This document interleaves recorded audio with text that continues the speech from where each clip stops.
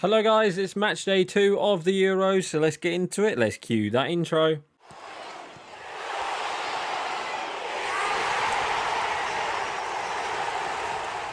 Oh no, and welcome back to the Matchday Live Euros special. It's me, Dan, back again, and tonight, it's this afternoon, I should say. England face Denmark in the Matchday 2 of the group stage, and pretty much if we win it, we are pretty much through to the next round, so it's going to be a tough game. So let's see what we can do. So I think there will be a bit of a change to the team that beat Serbia 1-0. I don't think Trent will play. I think Bellingham might get pushed back to with Rice, and then I think what might happen is Gordon will play, and then either Foden will play left, or either Foden will get dropped or Bellingham. I'm not too sure, but I think Bellingham might just get pushed back a bit, so then Foden can play as the number 10, and then obviously Saka, Kane up front, and then I think it will be the same defence. I think it will be Trippier, Guehi, Stones and Walker, and obviously Pickford in net. So let's get into it. Let's play match. Let's talk about the last group stage game, which was against Serbia, and we did win the game 1-0. It was good. It wasn't the best performance from England, to say the least, but we got the job done. That's all that matters, and we did it the hard way, but we got the 3 points. So 1-0 will do. So yeah, the first 30 minutes of I'd say the first half really. We were the better team. Saka was toiling with the Serbia defence. Bellingham was playing really well. Foden didn't really get into the game really, to say quite badly, but he did okay, I guess, against Serbia. But it wasn't the best game for Harry Kane either. I thought Harry Kane late on was kind of, there's people calling for him to. Oh, it's gone in. That's an own goal. I'll take it. People for calling for him to be taken off because he didn't really look, that well. Because obviously, Harry Kane, he likes to drop deep, and I think Gareth Southgate has told him to, stay forward when, Bellingham was playing as the number 10. So I can see why he's done that, but I don't know. It didn't really work in that's weird own goal. It didn't really work in that situation, but we did get the first goal through Saka down on the right hand side. We had a couple of chances with Saka down on that right hand side, and we did get one where he got the cross in, and Bellingham made that run into the box, and it was a great header to make it 1-0. When he scored, I was like, all right, here we go. We're gonna beat these guys 2 or 3-0, something like that.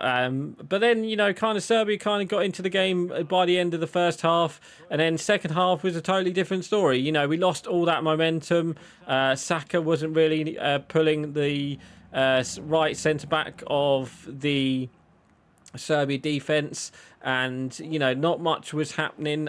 We did have a chance as well right before half time. Actually, I'm pretty sure it was Kyle Walker running down on that right hand side, wasn't he? And he passed it in, and all we needed was someone to score, and he didn't. But apart from that, not much was happening in the game. So obviously, second half, like I said, Serbia got into the game a bit more, and we kind of held them back. Pickford made a couple good saves in that half, and again, it wasn't the best performance from England. Harry Kane had a chance. It was Bowen who came on for Saka, and I thought he played really well. Bowen with his, he had 15 minutes, but it was a good substitution on that right hand side, and he crossed it in for Harry Kane, and I think he should have scored personally. It's right at him. It's a good goalkeeper save, but he should be scoring that. If we win that, if we get that goal, that pretty much confirmed us as the winner of the game. I think what was it, like 70th minute, something like that, 75th minute or something like that, if I'm not too mistaken. If we got that goal, we pretty much settled the game. But it was a long 10 minutes, to say the least, especially against. Oh, go on, Gordon, with your pace. Especially against Serbia. So yeah, we got the 3 points, and luckily earlier in the day, Denmark drew with Slovenia. I thought Slovenia were unlucky not to win that game actually, but yeah, it was a bit of a weird one. So we are winning the group. We are top of the group as it stands, and obviously, I think for us to get a better, I think. What am I trying to say? I think for us to get a better result, I think we have to top the group. I think. Because if we don't top the group, we get France or well, we're either going to get France or Netherlands anyway. But let's see what happens in the next round. But it's going to be a big game for this game against Denmark. If we could get the 3 points, then we can rotate the squad for that Slovenia game, which is next Tuesday, I think, after today. So. Oh, go on, Kyle Walker. You know what? We're going to go for goal. What a save! Yeah, so it's been a good couple of days, hasn't it? Really, for England. The only bad news apparently that's come out. Apparently, Luke Shaw might not even play for England at the Euros, which is a bit of a waste if that is true. It is a bit of a waste if it is true, but I think especially in that against Serbia, we provided nothing down that left-hand side. So I think that's why he might play Gordon tomorrow, just to give us a bit something down that left-hand side. He's a winger. He likes to stay on that wing. He's not like Foden, who cuts inside to make that number 10. And I kind of figured that as well with Bellingham as the number 10. They both would try. It was so narrow. It was only Saka in that first half where we got we got a bit of play against them, but yeah, I'm not too sure. But but anyway, talking of the Euros, what a Euros it's been. It's been quite a few good goals as well. I'm not too sure. What was it? Turkey, that one of the Turkey goals against Georgia with a volley. Romania. Let's talk about Romania's goal. Who else? We saw one yesterday. Was it the Slovenia goal? There's been really good goals, and it's been a really good tournament so far. We're on to match day 2 as it is, and there's been some really good games so far. So it's going to be interesting to see how these other teams play, because obviously I think the next big game is it's Spain-Italy, who play. I think they're the game before England, or is it the game after England? I think it might be the game after England, but if they, that's going to be a big game. And even France, they got lucky against, who did they play on, when was it? Not Tuesday, Monday. They only just got past Austria.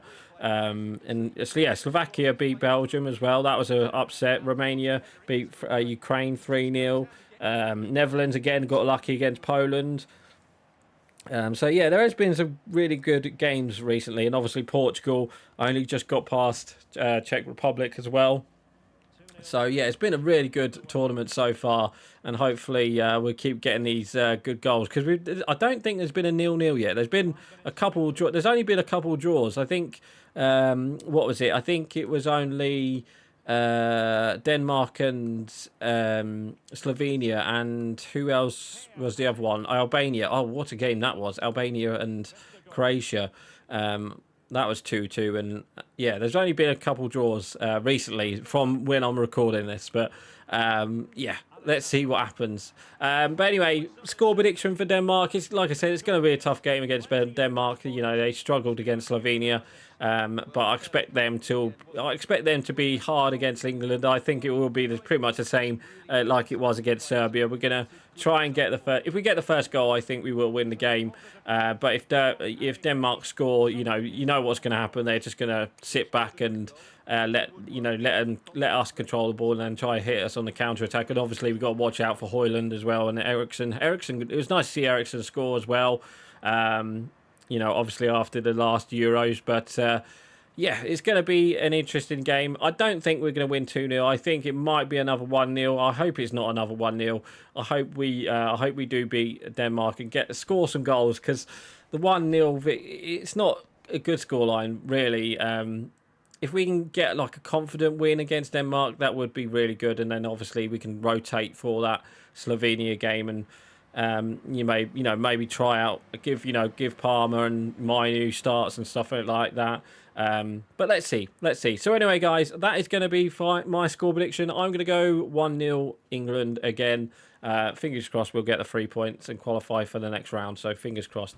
So anyway, guys, that is going to be it for today. So please like, comment, and subscribe, and don't forget to leave your score prediction below. So right, guys, I'm going. Bye.